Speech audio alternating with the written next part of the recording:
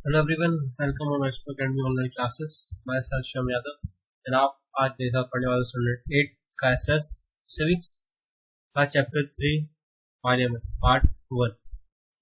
तो हमने chapter 1 and 2 में हमने ऑलरेडी देख रखा है कि डेमोक्रेसी क्या होती है, ठीक है, या सेक्युलरिज्म क्या होता है। तो डेमोक्रेसी और सेक्युलरिज्म का पार्लियामेंट से क्या कनेक्शन है, ठीक है, या पार्लियामेंट का क्या काम है, पार्लियामेंट कैसे बनता है, उसमें कौन से मेंबर्स होते हैं, उन इन सारे सवाल का जवाब हम इस चैप्टर में या इस पार्ट में देखने वाले हैं। चलो इस हंसते हुए फिर के साथ हमारा ये पार्ट स्टार्ट करते हैं। ओके,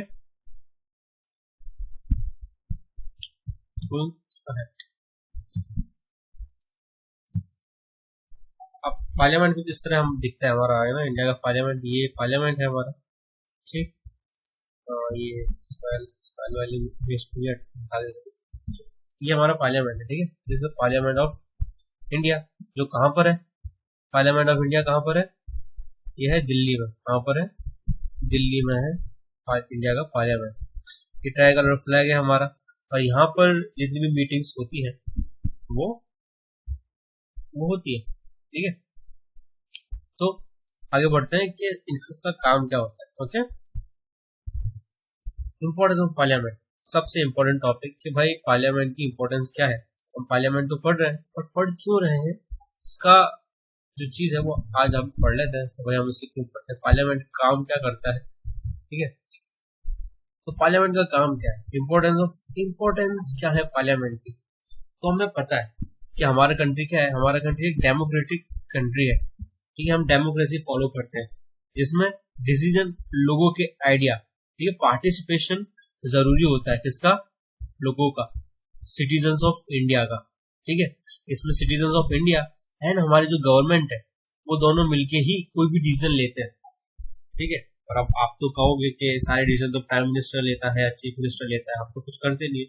तो हम करते हैं, आगे देखेंगे कि हम कैसे उसके अंदर फॉलो होते हैं, हम हमारा काम क्या होता है उसका, ठीक है। पहले तो हमें ये देखना है कि पार्लियामेंट में जो भी डिसीजन लिया जाता है वो डेमोक्रेटिक गवर्नमेंट के थ्रू लिया जाता है, ठीक है। वो किसको ध्यान में रख के, सिटीजन्स ऑफ इंडिया को ध्यान में रख के लिया जाता है, ठीक है। हमारे जो की एलिमेंट्स है डेमोक्रेसी के, वो एक एलिमेंट है कि लोगों की प्रॉफिट के बारे में सोचो कि कैसे सिटीजन्स ऑफ इंडिया को के लिए हम कुछ अच्छा कर सकते हैं, ठीक है। और उन सारी चीजों को, उन सारे क्या आइडियाज को, उन सारी पॉलिसीज को कहाँ डिस्कस किया जाता है, तो पार्लियामेंट में। बेसिकली डेमोक्रेसी का सबसे बड़ा सिंबल है पार्लियामेंट। क्यों, क्योंकि जितने भी डिसीजन लिए जाते हैं लोगों के लिए वो पार्लियामेंट में बैठ के लिए जाते हैं, ठीक है। पार्लियामेंट जो है वही सिटीजन्स का पार्टिसिपेट एनेबल करता है। कैसे करता है अभी हम आगे देख लेंगे। इसके अलावा वो सारे गवर्नमेंट का कंट्रोल करता है, जितने भी डिसीजन लिए जाते हैं। जैसे मैंने अभी बताया कंट्री में कौन सा लॉ बन रहा है, ठीक है, कौन सा लॉ बनना है, कौन सा लॉ सही है, कौन सा लॉ गलत है, इन सब का डिसीजन कहाँ लिया जाता है, पार्लियामेंट में लिया जाता है। और ये एक इम्पोर्टेंट सिंबल है या फिर की फीचर है हमारे कॉन्स्टिट्यूशन का, ठीक है।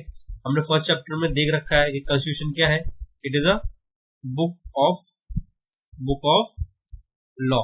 ये बुक है जिसमें जितने भी हमारे कंट्री के रूल्स एंड रेगुलेशन लिखा जाता है। बुक ऑफ लॉ है क्या, कॉन्स्टिट्यूशन, जिसके अंदर हमारे कंट्री के जितने भी रूल्स एंड रेगुलेशन लिखा जाता है।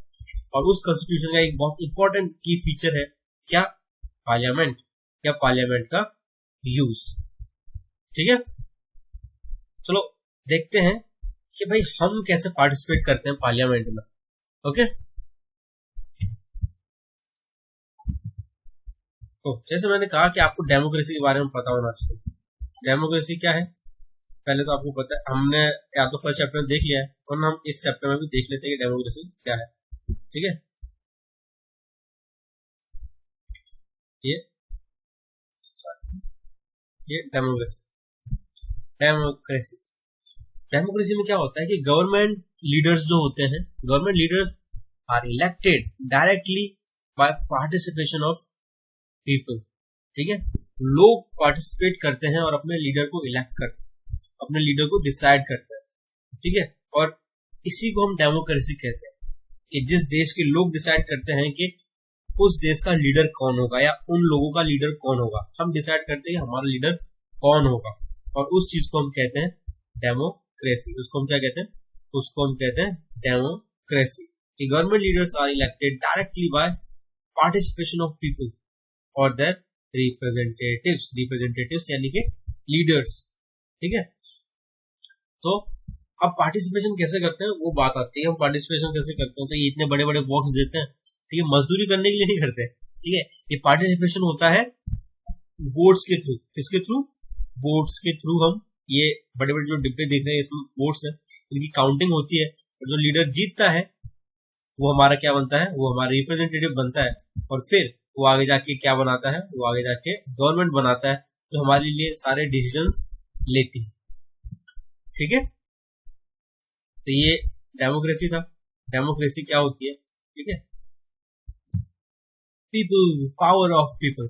हमारी पावर क्या है? ठीक है, अब हमें पता है कि हमारी पावर बहुत ज्यादा है। हम यहाँ पर अपना बाहुबल नहीं दिखा रहे, बाहुबली नहीं बनना हमें बताना है कि डेमोक्रेटिक कंट्री में हमारा पावर क्या है। आपको पता होना चाहिए कि डेमोक्रेटिक कंट्री में जो सबसे बड़ी पावर है, ठीक है, जो सबसे बड़ी पावर है वो किसकी है?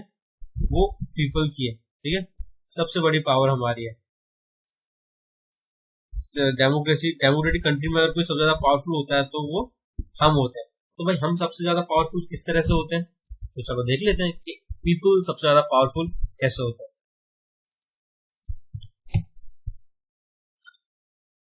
हाँ, तो स्टार्ट करते हैं, पर स्टार्ट करने से पहले थोड़ा कुछ जान लेते हैं कि हमने क्या क्या किया है, हमारी पावर क्या है। तो हमें पता है कि हम आजाद हुए थे। इंडिया कब आजाद हुआ था? 15 अगस्त 1947। इंडिपेंडेंस डे हम सेलिब्रेट करते हैं। और हमें पता है कि इस इंडिपेंडेंस से पहले हमने कितनी ज्यादा स्ट्रगल की है इस इंडिपेंडेंस के लिए। ठीक है, हमने फ्रीडम, इक्वलिटी और पार्टिसिपेशन के लिए बहुत ज्यादा मेहनत की है। क्यों? क्योंकि जब कॉलोनियल रूल यानी जब ब्रिटिश गवर्नमेंट का रूल था तो हमें ना तो फ्रीडम मिलती थी, ना ही इक्वलिटी मिलती थी, और ना ही हमारा पार्टिसिपेशन या हमारा डिसीजन या हमारा जो प्रॉब्लम है वो कुछ मैटर करती थी उनके लिए। ठीक है, बट कोई उस टाइम उसको अपोज नहीं कर सकता था। क्यों? क्योंकि अगर वो अपोज करता तो भाई वो ग्रेव डेंजर यानी बहुत मुश्किल में आ जाता था, या लोग उनको मार दिया जाता था। ठीक है, या उन्हें पनिशमेंट दी जाती थी। जिसके बाद फिर लोगों ने नेशनल मूवमेंट स्टार्ट किया। ठीक है, ब्रिटिश गवर्नमेंट के अगेंस्ट मूवमेंट स्टार्ट किए। ठीक है, फ्रीडम मूवमेंट स्टार्ट किए, और जिसके बाद सिचुएशन काफी ज्यादा चेंज हो गई। क्यों?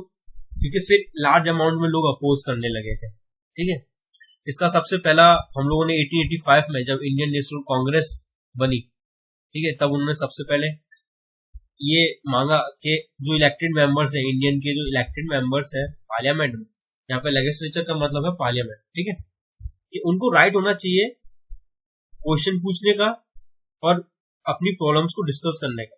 ठीक है, कि भाई आप जो भी डिसीजन ले रहे हो उसका डिस्कशन हमें करना है। अगर वो इंडियंस के लिए सही नहीं हुआ तो उस चीज को हम अप्लाई नहीं कर सकते। ये उन्होंने राइट मांगा 1885 में, जो दिया गया पर कुछ हद तक।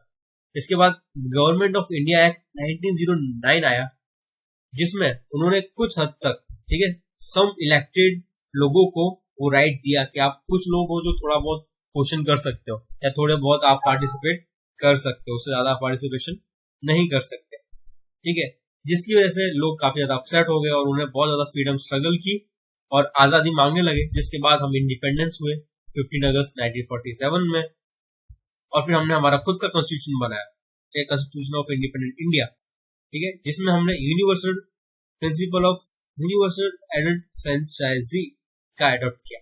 अब principle of universal adult franchise हम चैप्टर 1 में ऑलरेडी पढ़ चुके हैं। ये क्या है? That all adult citizens country have right to vote. जितने भी लोग 18 साल से बड़े हैं वो वोट कर सकते हैं, irrespective of their gender, caste, religion, है ना। वो चाहे गरीब हो, अमीर हो, हिंदू, मुस्लिम, सिख, ईसाई हो, ठीक है, पंडित हो, क्षत्रिय हो, शूद्रास हो, इरिस्पेक्टिव ऑफ देयर कास्ट, वो क्या कर सकते हैं? वो वोट कर सकते हैं और अपने लीडर को इलेक्ट कर सकते हैं। ठीक है, ये हमने किसमें पढ़ा था? चैप्टर 1 में। और इस प्रिंसिपल को क्या कहते हैं? इस पावर को हम क्या कहते हैं? इस पावर को कहते हैं हम principle of universal adult franchise. तो आपको ये पता होना चाहिए कि principle of universal adult franchisee क्या होता है। तो principle of universal adult franchisee क्या होता है कि ऑल एडल्ट सिटीजन 18 ईयर्स और या उससे बड़े जो एज के लोग होते हैं उन्हें एडल्ट सिटीजन कहा जाता है, और उनको क्या होता है, राइट टू वोट होता है, यानी वो वोट कर सकते हैं, अपने रिप्रेजेंटेटिव्स को वो इलेक्ट कर सकते हैं। ठीक है, तो ये कुछ हमारी पावर थी कि कैसे हमने, है ना, हम कॉमन पीपल ने कैसे हमारे देश को आजाद करवाया। ठीक है, और कैसे हमने हमारा खुद का कॉन्स्टिट्यूशन बनाया। ठीक है, हमें पता है कि भाई हम क्या करते हैं कि हम इतने प्यारे प्यारे लोग हैं, हम वोट करते हैं और अपने अपने रिप्रेजेंटेटिव्स को अलग अलग स्टेट से अपॉइंट करते हैं। ठीक है, ये जो अलग अलग स्टेट से जो रिप्रेजेंटेटिव्स है, यानी जो लीडर है, ठीक है, ये कहाँ के मेंबर हो जाते हैं, फिर ये हो जाते हैं मेंबर ऑफ पार्लियामेंट। कौन हो जाते हैं भाई, ये हो जाते हैं ये हो जाते हैं एमपी। कौन हो जाते हैं, एमपी का मतलब क्या होता है, मेंबर ऑफ पार्लियामेंट। क्या होता है, मेंबर ऑफ पार्लियामेंट। जो कौन अपॉइंट करते हैं, हम लोग। कौन अपॉइंट करते हैं, हम, यानी कि लोग, पीपल अपॉइंट करते हैं किसको, अपने रिप्रेजेंटेटिव्स को, यानी कि लीडर्स को, जो फिर बाद में जाके क्या बन जाते हैं, एमपी, यानी मेंबर ऑफ पार्लियामेंट बन जाते हैं। ठीक है, आप देख सकते हो कि हर एक स्टेट का अलग अलग चीफ मिनिस्टर होता है, तो चीफ मिनिस्टर को अपॉइंट कौन करता है, हम ही अपॉइंट करते हैं। यानी हमारी पावर है कि अगर हम उन्हें वोट नहीं देंगे तो वो कभी चीफ मिनिस्टर या मेंबर ऑफ पार्लियामेंट नहीं बन पाएंगे। ठीक है, तो ये था हमारा पीपल का पावर। अब हम रिप्रेजेंटेटिव्स के बारे में थोड़ा पढ़ने वाले हैं। ठीक है, रिप्रेजेंटेटिव्स यानी हमारे लीडर्स। अभी तो हमने बात की थी कि जिनको हम वोट करके अपॉइंट करते हैं वो हमारे क्या होते हैं, रिप्रेजेंटेटिव्स होते हैं, जो हमें रिप्रेजेंट करते हैं, जो हमारे एफर्ट्स को, हमारी प्रॉब्लम्स को रिप्रेजेंट करते हैं। ठीक है, पीपल एंड देयर रिप्रेजेंटेटिव्स यानी कि लीडर्स हमारे। हम जब वोट करते हैं और जो लीडर अपॉइंट होता है वो हमारे रिप्रेजेंटेटिव्स होते हैं बेसिकली। ठीक है, तो भाई डेमोक्रेसी का मेन काम क्या है, आइडिया क्या है, मेन पार्टिसिपेशन ऑफ पीपल, कि लोगों का पार्टिसिपेशन होना चाहिए। लोगों को जो प्रॉब्लम हो रही है वो कोई प्रॉब्लम नहीं होना चाहिए, उनकी सारी इच्छाओं को, उनकी सारी परेशानियों को ध्यान में रख के सारे डिसीजन या लॉ बनने चाहिए। ठीक है, और अगर ऐसा नहीं होता तो हम लोगों का डिसीजन चेंज हो जाता है और हम उन्हें वोट नहीं देते। ठीक है, ये जो आइडिया होता है इसको हम डेमोक्रेसी कहते हैं। अभी हमने पहले डेफिनेशन देख लिया कि जहां लोग अपने लीडर्स को अपॉइंट करते हैं वो डेमोक्रेटिक गवर्नमेंट होता है। ठीक है, डेमोक्रेटिक गवर्नमेंट का मेन प्रिंसिपल यही है कि पब्लिक इंस्टीट्यूशंस और पब्लिक इंस्टीट्यूशन बनाए जाएं और जो नीड्स यानी कि उनकी सिटीजन्स की जरूरतों को पूरी करें। ठीक है, या जो कंट्री के जो लोग हैं उनकी जो नीड्स हैं, जो जरूरत है, उन्हें पूरी करें, वही डेमोक्रेटिक गवर्नमेंट होता है, जो लोगों के बेनिफिट के लिए काम करे। ठीक है, जैसे मैंने बताया कि पीपल अपने लोगों को अपॉइंट करते हैं और उसके बाद वो कहाँ चले जाते हैं, उसके बाद वो चले जाते हैं पार्लियामेंट में, एंड देन वो क्या बन जाते हैं, मेंबर ऑफ पार्लियामेंट, यानी कि वो क्या बन जाते हैं, एमपी बन जाते हैं। वो क्या बन जाते हैं, मेंबर ऑफ पार्लियामेंट बन जाते हैं। ठीक, मेंबर ऑफ पार्लियामेंट बन जाते हैं, एमपी। ठीक है, जिसके बाद फिर वो गवर्नमेंट बनाते हैं अगर उनके नंबर ऑफ पीपल ज्यादा हो जाते हैं। The parliament which is made up of representatives together, ये सारे जो अलग अलग रिप्रेजेंटेटिव्स अलग अलग स्टेट से आप अपॉइंट करते हो, आप जिन्हें वोट देते हो, वो सब एक साथ बैठ के कहाँ बैठते हैं, वो सब एक साथ बैठते हैं पार्लियामेंट में, और वहां पर वो आपके लिए पहले तो गवर्नमेंट बनाते हैं और उसके बाद उसको कंट्रोल भी करते हैं। और जितने भी डिसीजन लिए जाते हैं, जितने भी लॉ बनाए जाते हैं, जितने भी लॉ चेंज किए जाते हैं, वो सब कौन चेंज करता है, तो आपके रिप्रेजेंटेटिव्स ही उस चीज को चेंज करते हैं। ठीक है, रोल ऑफ पार्लियामेंट। तो होप सो आपके से पहले हमारा पीपल पावर और पीपल रिप्रेजेंटेटिव्स पता चला होगा। वो पता चल गया कि हम लोग कैसे पावरफुल हैं। हम इसलिए पावरफुल हैं कि अगर हम वोट नहीं देंगे तो कोई अपॉइंट नहीं होगा, अगर हम वोट नहीं देंगे तो कोई लीडर भी नहीं बनेगा, और जब वो लीडर नहीं बनेगा तो वो पार्लियामेंट में भी नहीं जा पाएगा। तो बेसिकली कौन पावरफुल हुआ, पीपल। अगर पीपल वोट नहीं देंगे तो कोई लीडर नहीं बनेगा। ठीक है, लीडर नहीं बनेगा तो वही गवर्नमेंट को कंट्रोल भी नहीं कर पाएगा, है ना। तो इन चारों चीजों को कौन चला रहा है, भाई हम चला रहे हैं, यानी कि पीपल। इसलिए पीपल जो है वो डेमोक्रेटिक गवर्नमेंट में सबसे ज्यादा पावरफुल होते हैं। ठीक है, और हमने रिप्रेजेंटेटिव्स की बात करी कि हमारे जो रिप्रेजेंटेटिव्स यानी जो गवर्नर, जो लीडर्स होते हैं सॉरी, जिन्हें हम अपॉइंट करते हैं, वो पार्लियामेंट में बैठ के, यानी जब वो मेंबर ऑफ पार्लियामेंट बन जाते हैं, जब वो मेंबर ऑफ पार्लियामेंट बन जाते हैं तो उनके बाद फिर वो पार्लियामेंट में बैठ के सारे डिसीजन लेते हैं। ठीक है, कौन से लॉ बनाने हैं, कौन से लॉ नहीं बनाने। ओके, अब देखते हैं कि भाई इनका काम क्या होता है, रोल ऑफ पार्लियामेंट क्या है। ठीक है, रोल ऑफ पार्लियामेंट क्या है ये देख लेते हैं। रोल ऑफ पार्लियामेंट बहुत इंपॉर्टेंट है। जैसे अभी हमने कहा कि पार्लियामेंट में बैठ के सारे जितने भी रूल्स एंड रेगुलेशन है वो फॉर्म होता है। ठीक है, Indian parliament express faith that people of India have in principles of democracy। यानी कि इंडियन पार्लियामेंट एक्सप्रेस करता है हमारा फेथ जो इंडियन गवर्नमेंट पे है। अगर लोगों को विश्वास नहीं रहेगा गवर्नमेंट पे तो कभी वोट नहीं देंगे, वो अपोज करेंगे और फिर शांति नहीं होगी, ना ही डेवलपमेंट होगा। और पार्लियामेंट का ये काम है कि लोगों के ट्रस्ट को वो मेंटेन करे। अगर वो लोगों के ट्रस्ट को मेंटेन नहीं कर पाता, वो अच्छे लॉ नहीं बनाता, तो लोग उन्हें वोट नहीं देंगे और पार्लियामेंट वापस खत्म हो जाएगा और नया पार्लियामेंट वापस बनेगा, है ना। एवरी 5 ईयर्स हम वोट करते हैं और नए लीडर्स को अपॉइंट करते हैं। ठीक है, इसके अलावा सेकंड काम उनका ये है कि पार्टिसिपेशन बाय पीपल, यानी कि जितने भी जो भी डिसीजन लिया जा रहा है इन डिसीजन मेकिंग प्रोसेस, यानी जो भी गवर्नमेंट लॉ बना रही है वो लॉ क्या ध्यान में रख के बनाना है कि लोगों की नीड क्या है, लोगों को कोई प्रॉब्लम तो नहीं होगी इस लॉ से, या अगर इस लॉ से कोई प्रॉब्लम हो रही है तो हमें उस लॉ को खत्म करना चाहिए। ये रोल किसका है, पार्लियामेंट का, कि भाई लोगों के बारे में सोचना है, जितना हो सके लोगों को खुश रखना है और उनके साथ कोई नाइंसाफी नहीं होना चाहिए। ठीक है, parliament in our system has immense power, बहुत सारी पावर्स है। ठीक है, इमेंस यानी लॉट ऑफ पावर है। क्यों? क्योंकि it is a representatives of people. ठीक है, कि हमने हमारे लीडर्स को भेजा है कहां पर, पार्लियामेंट में, कि ये हमारा लीडर है और ये हमें हमारी प्रॉब्लम्स के बारे में आपको बताएगा और फिर आपको हमारे लिए अच्छे रूल्स एंड रेगुलेशन बनाने। ठीक है, सारी पावर, सारे लीडर्स जितने भी पूरे इंडिया के जितने भी लीडर्स हैं ना, वो कहाँ बैठते हैं, वो सारे लीडर्स बैठते हैं कहां पर, पार्लियामेंट में बैठते हैं। ठीक है, और वो डिसीजन लेते हैं आपके लिए। तो ये इसलिए पार्लियामेंट काफी ज्यादा इंपॉर्टेंट है, ये पार्लियामेंट के रूल्स है। ठीक है, पहला रोल क्या है, तो भाई पहला रोल ये है कि उसका काम है कि पीपल की उनके फेथ खत्म ना होने दे पार्लियामेंट से। सेकंड, जितने भी डिसीजन लिए जा रहे हैं वो उनके नीड्स को ध्यान में रख के लिए जाए। थर्ड, कि उनका जो पार्लियामेंट जो है ये एक्चुअली उसकी पावर में नहीं रखो तो अच्छा, ये उनका कुछ खास ये रोल नहीं है, बट हाँ उनके हमें ये पता है कि उनके पास काफी ज्यादा पावर है। ओके, नेक्स्ट, अब ये वही प्रोसीजर है जो मैंने आपको ऑलरेडी बता चुका है। ठीक है, मैंने अभी आपको बताया, क्या बताया था कि इलेक्शंस होते हैं। ठीक है, इलेक्शंस होते हैं, इलेक्शन से लोग अपॉइंट करते होते हैं और फिर कहाँ चले जाते हैं, पार्लियामेंट में चले जाते हैं। ठीक है, और जैसे सेंट्रल गवर्नमेंट में यानी पूरी इंडिया में पार्लियामेंट है, वैसे स्टेट लेवल पे क्या होता है, स्टेट लेजिस्लेचर होता है, जहां पर खाली एक स्टेट के अलग अलग लीडर्स जो अलग अलग एरिया से अपॉइंट होते हैं वो जाके बैठते हैं। कहाँ बैठते हैं, वो स्टेट लेजिस्लेचर में। ठीक है, मतलब जैसे कंट्री लेवल पे पार्लियामेंट है वैसे ही स्टेट लेवल पे क्या है, स्टेट लेजिस्लेचर। ठीक है, पार्लियामेंट में 2 हाउस होता है, पहला होता है लोकसभा और दूसरा होता है राज्यसभा। ठीक है, दूसरा कौन सा होता है, दूसरा होता है राज्यसभा। लोकसभा में हर 5 साल में इलेक्शंस होते हैं और नए नए लीडर्स अपॉइंट होते हैं अगर उन्होंने काम नहीं किया होता है। कंट्री जो है हमारी न्यूमरस कंस्टिट्यूएंसीज में बटी हुई है।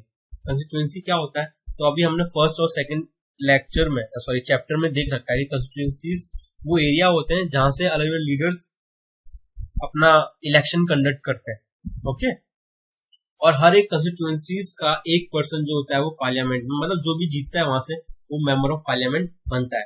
तो ये जो मेंबर्स होते हैं वो अलग पॉलिटिकल पार्टीज को अपॉइंट करते हैं, और जिन पॉलिटिकल पार्टीज का सबसे ज्यादा पार्लियामेंट में मेंबर्स होते हैं ना, एमपी यानी मेंबर ऑफ पार्लियामेंट सबसे ज्यादा होते हैं, वो वहां की क्या बनाते हैं, गवर्नमेंट बनाते हैं।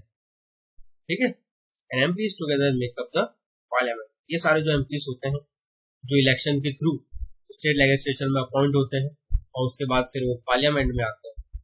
ठीक है, और फिर वो क्या बनाते हैं, पार्लियामेंट बनाते हैं। ओके।